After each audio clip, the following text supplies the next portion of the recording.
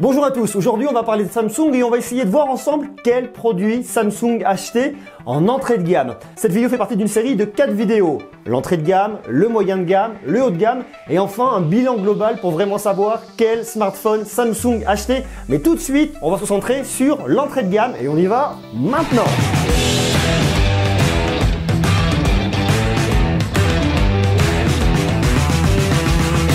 L'entrée de gamme chez Samsung s'appelle la gamme J. Alors dans la gamme J, il y a beaucoup de smartphones. On va essayer un petit peu au travers de ce voyage, au travers de ces modèles, savoir lequel acheter, dans quel budget, lequel est intéressant, lequel n'est pas du tout intéressant, lequel il faut acheter, lequel se détache, lequel est fait pour vous. Et on va regarder ça tout de suite. Dans la gamme J, vous n'avez pas moins de 7 smartphones. Alors je vais vous les énumérer. Bien évidemment, dans cette vidéo, on ne va pas regarder les points techniques les uns après les autres parce que c'est complètement imbuvable. Ce qu'on va faire, à contrario, c'est vraiment effectivement de sortir l'essence même de chaque produit pour voir lequel est intéressant pour vous et lequel est adapté effectivement à vos besoins.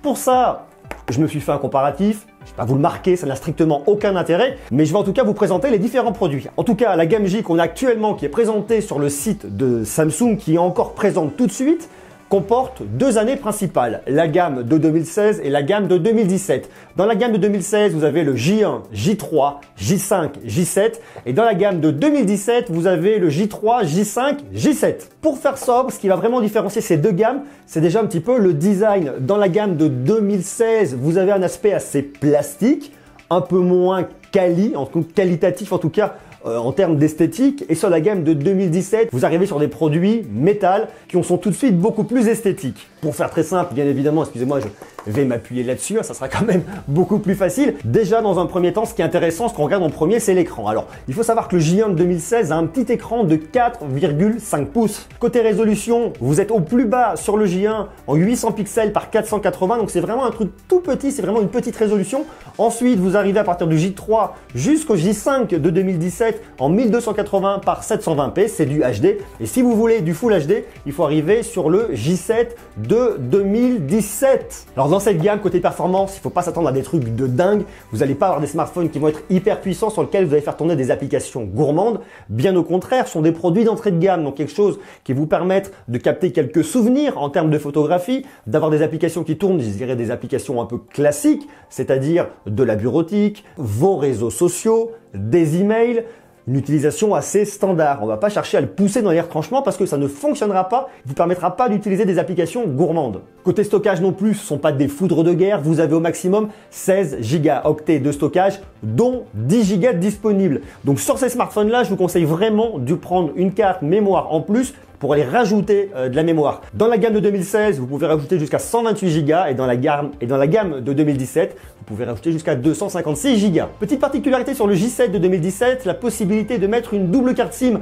Ça peut être intéressant si effectivement vous partez à l'étranger, vous avez besoin de rajouter une carte SIM, une deuxième carte SIM, votre carte française ou la carte de votre pays et ensuite la carte du pays étranger. Ça peut être intéressant. C'est le seul qui le propose dans cette gamme-là en tout cas. À noter également qu'il y a uniquement le J5 et le J7 de 2017 qui vous permettent d'avoir le lecteur d'empreintes digitales pour déverrouiller votre smartphone. Pour les autres, il faut faire uniquement le schéma ou un code. Je vais vous donner à peu près les budgets moyens de ces smartphones. Sur le J1, vous allez trouver à 130, le J3 à 149 €, le J5 à 180 €, le J7 de 2016, tout ça, 250 €.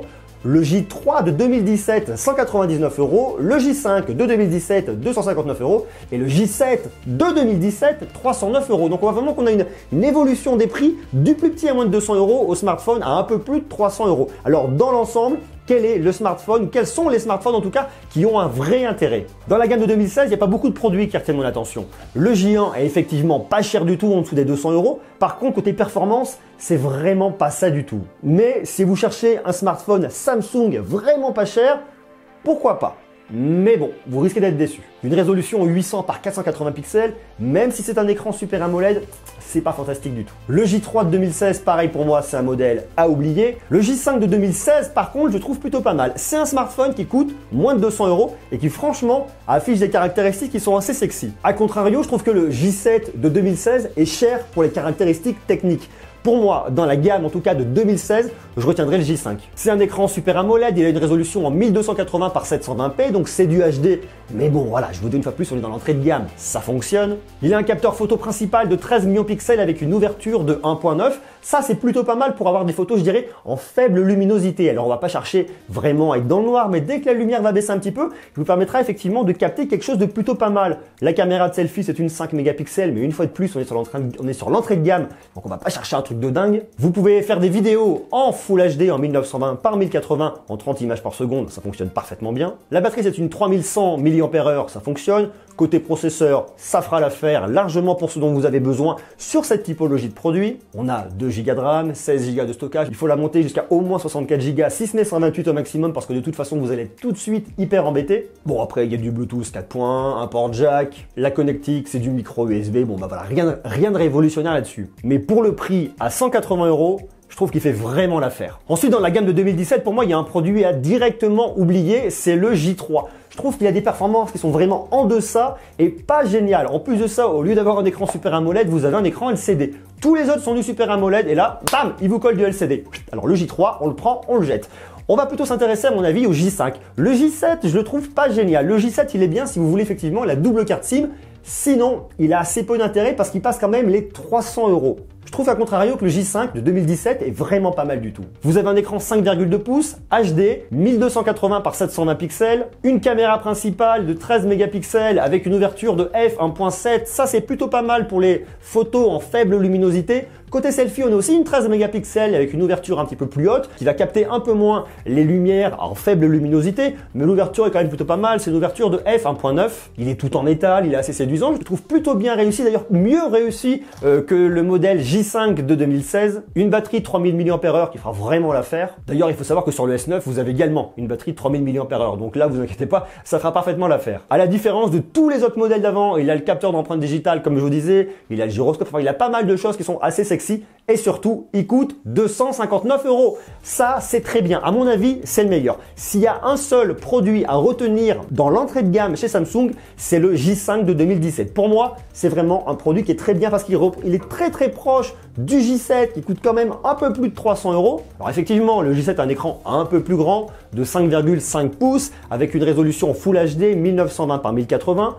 Mais bon, lorsque vous êtes dans l'entrée de gamme, vous vous en fichez un petit peu. C'est pas vraiment ce qu'on va aller rechercher là-dessus. Et je trouve que le rapport qualité-prix du J5 de 2017 est vraiment bien. Alors bilan, dans cette entrée de gamme, qu'est-ce qu'on va choisir entre les modèles de 2016 et les modèles de 2017? D'un côté, 4 modèles de 2016, de l'autre côté, 3 modèles de 2017. Pour moi, il y a 2 modèles qui se détachent. Et si je devais en retenir qu'un seul, ça serait le J5 de 2017. Et comme je vous le disais, il a un super rapport qualité-prix. Le J5 de 2016 est plutôt pas mal si vous avez un budget en dessous des 200 € à 180 € de moyenne.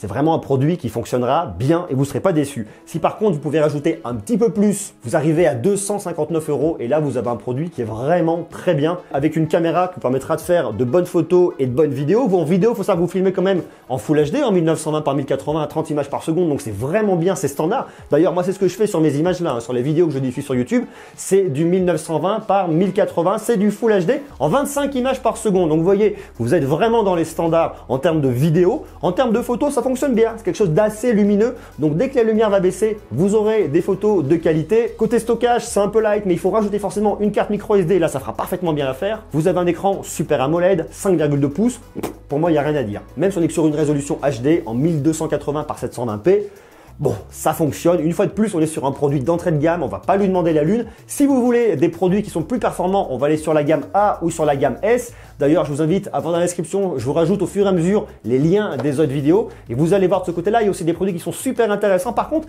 il faut augmenter légèrement le budget. Voilà un peu ce que je pouvais vous dire sur ces produits d'entrée de gamme de chez Samsung dans la gamme J. S'ils vous intéressent, je vous ai mis des liens dans la description et je vous invite à passer par ces liens pour les acheter. Tout simplement, pas pour m'enrichir, mais pour soutenir mon travail et me permettre de faire toujours plus de contenu. Merci à vous. Je vous invite bien évidemment à voir les autres vidéos parce que comme je vous le dis, il y a la gamme J, il y a la gamme A qui est milieu de gamme, il y a la gamme S qui est le haut de gamme et à la gamme S, je vais coller la gamme Note parce que dans la gamme Note, il n'y a plus beaucoup de produits. Donc voilà, restez connectés, on regarde tout ça ensemble. Je vous remercie beaucoup d'avoir regardé cette vidéo. Donnez-moi tous vos retours d'expérience. Est-ce que vous avez eu des produits de la gamme J, de la gamme A, de la gamme S, la gamme Note? Dites-moi ce que vous en pensez. On partage tout ça, on se renseigne les uns les autres. C'est convivial, c'est sympa. Voilà, merci à vous. À très bientôt pour parler de la gamme A, de la gamme S, de la gamme Note. Je vous embrasse. Soyez sages. Ciao, ciao.